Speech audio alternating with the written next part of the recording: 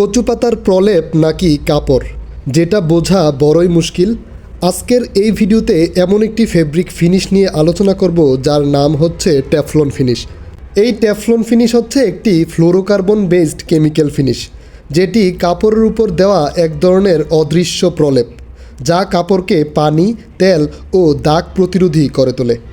এটি ফেব্রিকের আঁশগুলোকে চারপাশে একটি সুরক্ষা স্তর তৈরি করে, যা তরল পদার্থকে ফাইবারের ভেতর প্রবেশ করতে বাধা দেয়, ফলে কাপড় সহজেই নোংরা হয় না। এই ধরনের ফিনিশ করার অন্যতম কারণ হচ্ছে কালার ব্লিডিং হয় না। সাধারণত কন্ট্রাস্ট বডিতে, অর্থাৎ একই বডির দুটি পার্ট দুই কালার হলে কাপড় যখন ধৌত করা হয় তখন ডার্ক কালার ব্লিড হয়ে লাইট কালারে চলে আসতে পারে।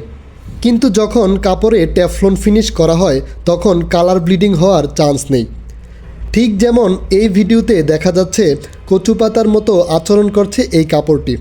আর এই শীতে ঠিক এমন দারুণ সব পোশাক নিয়ে এসেছে রংতান ব্র্যান্ড।